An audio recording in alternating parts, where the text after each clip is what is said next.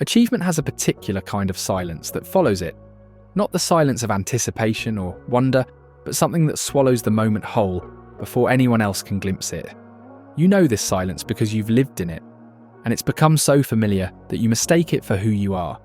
You finish something significant, a project that took months or a milestone you've been chasing, or a goal that once felt impossible, and the first thing you do is minimize it. The diminishment happens entirely in your mind sometimes, so quickly you barely notice it's happening, and the achievement lands only to dissolve before you have even held it. Anyone could have done it, you tell yourself. It doesn't really count because of this reason or that qualification, and the victory evaporates while your hands are still reaching for it.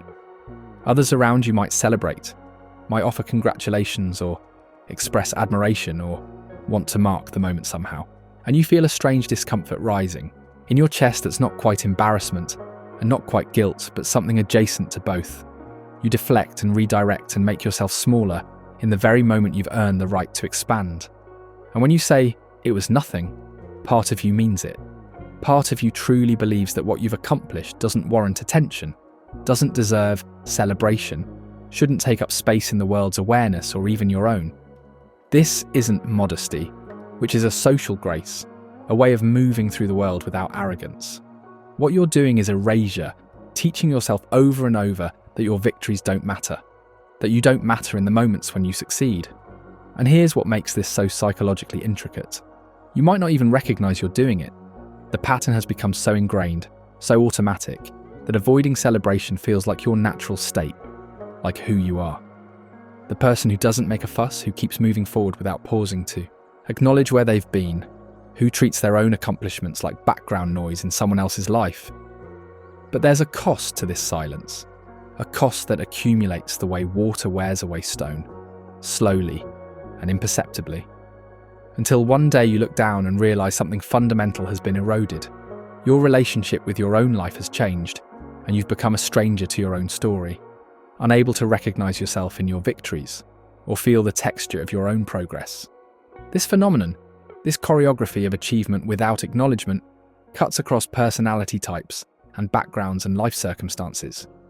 It shows up in the high achiever who can't stop long enough to feel satisfied, in the perfectionist who believes every accomplishment is merely what should have been expected, in the person who was taught somewhere along the way that celebrating yourself is the same as being selfish. You see it in the one who learned that visibility is dangerous, that being seen in your success invites scrutiny or comparison, or the revelation that you're not as capable as people believed. The reasons vary, but the result stays the same. A life filled with milestones that feel hollow, achievements that don't register emotionally, success that brings no joy but only the quiet anxiety of what comes next. You might wonder why this matters, and after all, isn't it better to be humble than boastful? Healthier, to stay grounded and not let success go to your head? There's wisdom in not inflating your ego with every minor accomplishment. But what we're talking about here isn't balance, it's deprivation, the psychological equivalent of running a marathon and refusing to drink water because you don't want to seem needy. Celebration isn't arrogance, but acknowledgement, the way you mark progress and integrate experience and build a coherent narrative of your life. Without it, you're just accumulating experiences, without digesting them, moving through milestones, without metabolizing what they mean, and over time this creates a strange emptiness that feels like having done so much while experiencing so little. This script is about that emptiness, about understanding where it comes from and what it cost you, and what becomes possible when you begin to change your relationship with your own achievements. Not in a loud or performative way, but in the quiet way that allows you to finally be present in your own life. Because here's the truth that sits beneath all of this. Avoiding celebration isn't really about celebration at all, but about what celebration represents. It's about being seen and claiming space, and believing, even for a moment, that what you've done matters. And for reasons that go deeper than logic, that belief feels dangerous to you. It feels like something you can't afford. But you can, and understanding why you've believed otherwise is where we begin.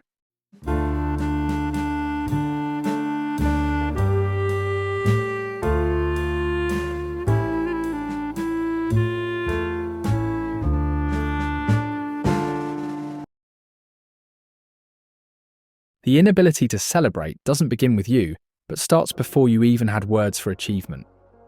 back in the earliest experiences that taught you how to interpret your own worth. You might have grown up in a home where accomplishments were expected rather than celebrated, where doing well was simply what you were supposed to do, and anything less was disappointing. In that environment, achievement becomes obligation, the baseline for acceptance, rather than something worthy of acknowledgement, and you learn to associate success not with joy but with relief. Relief that you hadn't failed or fallen short or disappointed the people whose approval you needed most. And relief, as any emotion, fades quickly without building into anything. It just resets the clock until the next test, the next expectation, the next opportunity to either meet the standard or fall below it. Or maybe the opposite was true, where your achievements were celebrated so intensely and so disproportionately that the celebration itself became a burden, when your worth became entangled with your performance, and love felt conditional on success. You learned to fear your own accomplishments because they became proof that you were only valuable when you were excelling. That's an exhausting and unsustainable place to live, which is why you learned to downplay and minimize and make your victories smaller so they couldn't be used as evidence of what you should always be. Some of you learned that celebrating yourself meant taking attention away from others, growing up in a family system where someone else's needs always came first, a struggling parent or a sibling who required more care, or a household where emotional resources were scarce. Claiming joy felt selfish in those environments, and you learned to make yourself invisible in your moments of success because visibility felt like theft, like you were stealing something that should belong to someone more deserving. And that's when the quiet teaching happens, not through words but through observation, watching how the adults around you handled success. Maybe they were humble to the point of self-denial, or maybe they mocked people who celebrated themselves and dismissed them as arrogant or self-absorbed. And you absorbed the unspoken rule that good people don't draw attention to their achievements. Good people stay small and stay humble and stay grateful without ever actually receiving what they have earned. But underneath all these origins, there's often something more fundamental at play, something that psychologists have named, but that you felt as a wordless dread: imposter syndrome. The persistent belief that your achievements aren't really yours, that you've somehow tricked people into thinking you're competent, that any moment now someone will notice the gap between who you actually are and who you've been pretending to be. When you carry this belief, celebration becomes terrifying because celebrating means claiming. Ownership means saying, yes, I did this and this is mine.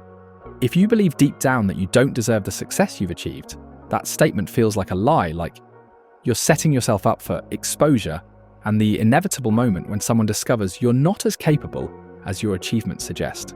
So you don't celebrate, and instead you attribute your success to luck, or timing, or other people's help, anything but your own competence and effort. You keep yourself in a perpetual state of uncertainty about your own abilities, and this feels safer than confidence because if you never claim your achievements, you can never be proven wrong about deserving them. Perfectionism weaves through all of this and adds another layer of complexity, because when your internal standards are impossibly high, no achievement ever feels sufficient. There's always something that could have been better, or some way you fell short of the ideal. And celebration requires satisfaction, while satisfaction requires believing that what you've done is enough. But enough isn't a concept that exists in the perfectionist's vocabulary, where there's only not yet and could be improved, and other people have done it better. This creates a strange psychological trap, where you achieve something significant, but instead of feeling proud, you immediately focus on its flaws, on what it isn't rather than what it is. This focus prevents you from ever experiencing the fullness of your own accomplishments, and you're always standing next to your victories rather than inhabiting them, always seeing them through the lens of their imperfections rather than their reality. There's also something deeper here about visibility itself, about what it means to be seen in your success, because for some of you, being invisible has been a survival strategy. Maybe you learned that drawing attention to yourself led to criticism, or jealousy, or increased expectations you weren't sure you could meet, discovering that staying under the radar was safer than standing out. When celebration makes you visible, it triggers old fears about what visibility costs, about what happens when people really see you. Or you've internalized cultural messages about humility that have crossed the line into self-denial, where many cultures value modesty and there's beauty in that. But somewhere in the translation, don't be arrogant became don't acknowledge your worth, and stay humble became make yourself smaller, and you've been following that instruction so faithfully that you've forgotten it was never meant to erase you completely. All of these roots, the childhood conditioning, and the imposter syndrome, and the perfectionism, and the fear of visibility, and the cultural programming, they don't exist in isolation. They weave together and reinforce each other and create a complex psychological system that keeps you separate from your own achievements. And understanding this system matters because you can't change what you don't see. You can't heal what you haven't named. The question isn't whether you have good reasons for avoiding celebration, because you do. The question is whether those reasons are still serving you, or whether they've become the bars of a cage you built so long ago you've forgotten you're inside it.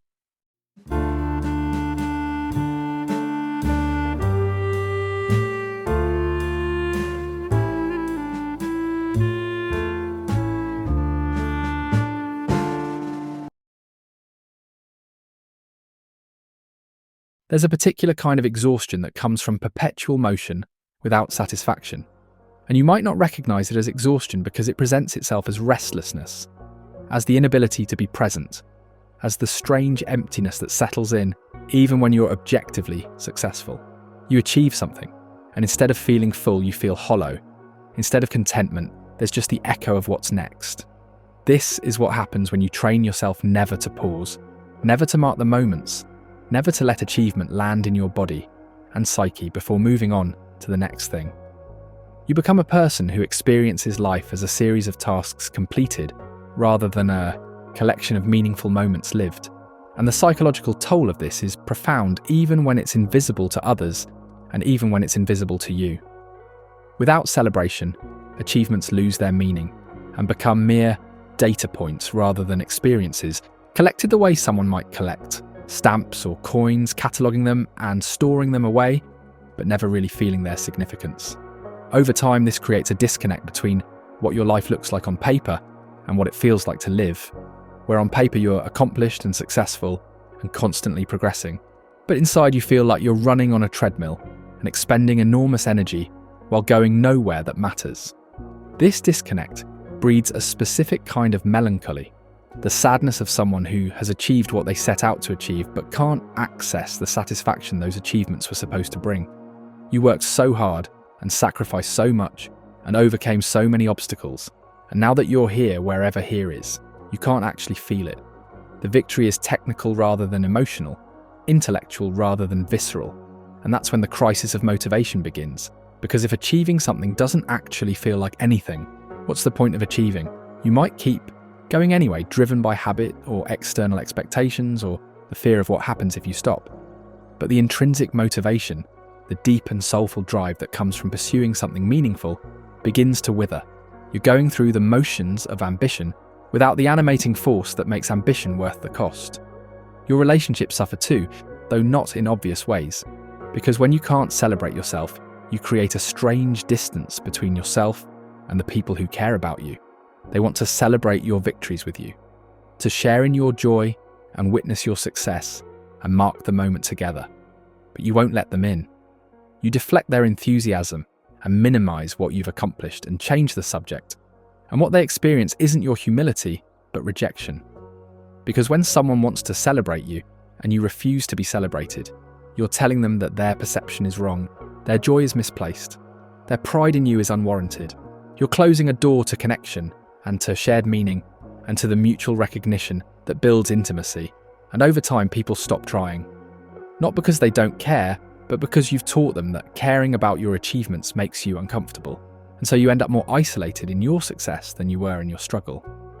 There's also a deeper cost that operates below conscious awareness, where by refusing to acknowledge your achievements, you're denying yourself the opportunity to build an accurate internal narrative of who you are and what you're capable of. You're creating a gap between reality and self-perception, and that gap fills with doubt and uncertainty, and the persistent feeling that you don't really know yourself. Identity gets built through the stories we tell about our lives, and when you systematically erase the chapters where you succeed and overcome and demonstrate capacity and resilience, you're left with an incomplete story, a story that emphasizes your flaws and your failures and your inadequacies while treating your strengths as irrelevant or accidental. And you begin to believe that story. You begin to see yourself as less capable and less accomplished and less worthy than you actually are. This distorted self-perception then influences every future decision you make, where you hold yourself back from opportunities because you don't believe you're qualified, even though your track record proves otherwise. You doubt your abilities in situations where you've already demonstrated competence, and you live smaller than your actual capacity because your internal story tells you that's all you are. The cruel irony is that you're doing all of this in an attempt to protect yourself, where avoiding celebration feels like staying safe and staying grounded and staying humble. It feels like you're protecting yourself from arrogance or from disappointment or from the vulnerability of claiming something as yours, but what you're actually doing is protecting yourself from joy, from satisfaction, and from the felt experience of your own life. And the most tragic part is that you're teaching yourself that you don't matter, that what you accomplish doesn't count, that your efforts and your growth and your victories are not significant enough to warrant acknowledgement. You're internalizing the message that you are not worth celebrating, and that message seeps into everything else and colors how you treat yourself, how you advocate for yourself, how you show up in the world. There comes a point where you have to ask yourself whether this is what you want, to spend your life achieving things that leave no trace in your emotional landscape, to be successful without ever feeling successful, to look back on a life of accomplishment and feel nothing but the anxiety of what you should have done differently. Because that's where this path leads, not to humility or groundedness, but to a kind of psychological erasure where you become invisible to yourself, where your life becomes something you observe rather than something you inhabit.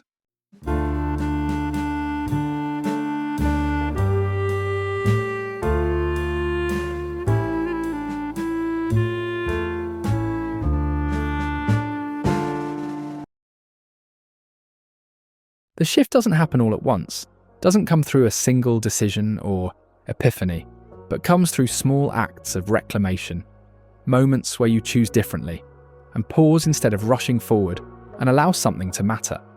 The first step is the simplest and the hardest: noticing. Just noticing when you minimize, when you deflect, when someone praises you and your immediate impulse is to explain why the praise isn't warranted, and you don't judge the impulse or try to change it yet. Just notice it and witness yourself in the act of making yourself smaller, because awareness creates space, and in that space, choice becomes possible.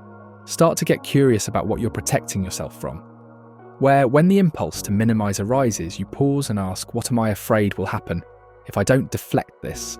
What does acknowledging this achievement mean about me, and what does it make me responsible for? Because often you'll discover that beneath the avoidance is a fear of expectations or fear of visibility, or fear that claiming this victory means you'll be expected to maintain that level of performance forever.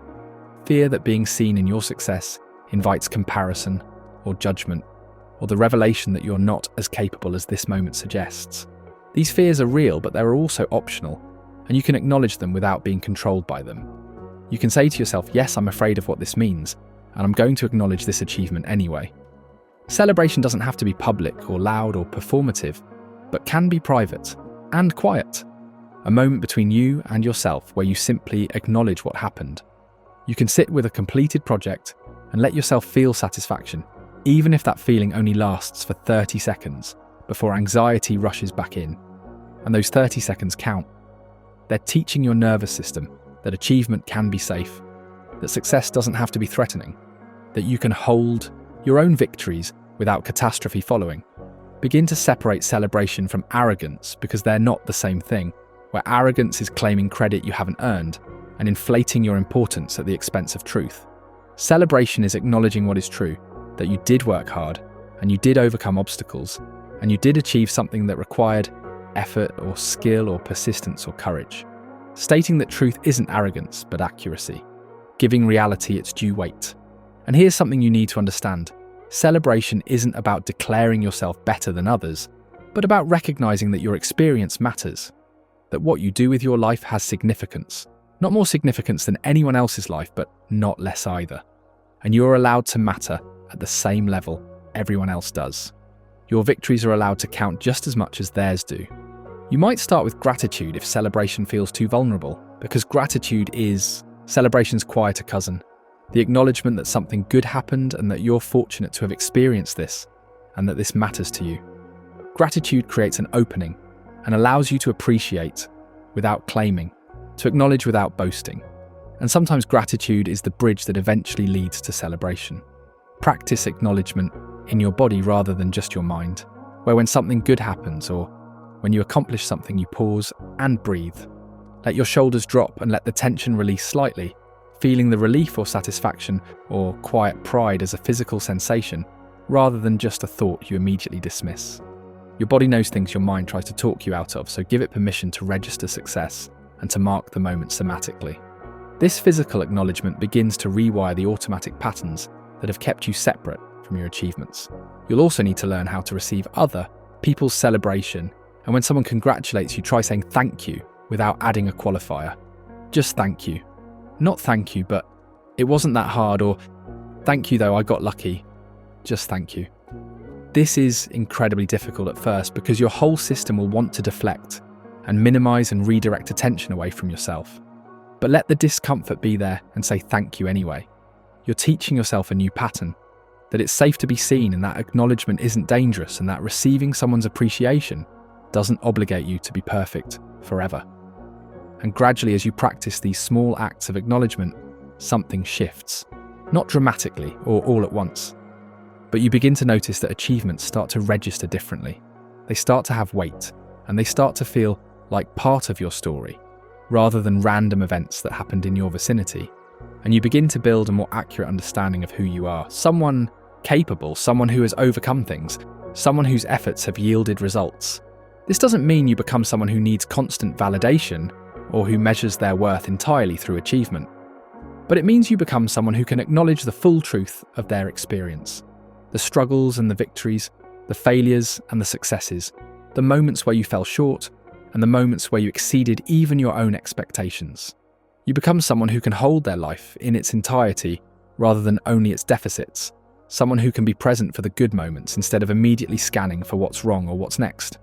Someone who understands that marking progress isn't arrogance, but how you integrate experience, how you build resilience, how you create a narrative that sustains you through future challenges. The courage this requires is subtle, but profound. The courage to be visible and to occupy space and to claim your experiences as your own. To say, yes, this matters to me, and yes, I'm proud of this, and yes, I worked for this, and it meant something. And in a world that often asks you to diminish yourself and to stay small and to not take up too much room, this simple act of acknowledgement becomes radical. You're not learning to celebrate because you need external validation or because you've become narcissistic, but because it's how you honor your own life, how you mark the passage of time with something other than regret, how you create reference points that remind you of your capacity when future challenges make you doubt yourself.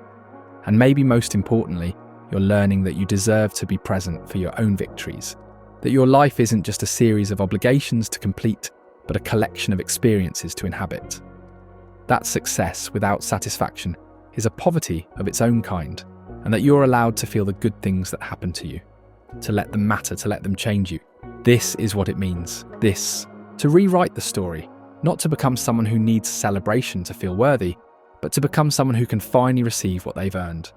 Someone who understands that acknowledging your achievements doesn't diminish anyone else. Someone who knows that being seen in your success is not the same as being arrogant or being needy or being too much. You're allowed to be visible in your victories, and you're allowed to let them matter, and you're allowed to be changed by what you've accomplished instead of treating it all like it never happened. You're allowed to celebrate your own life,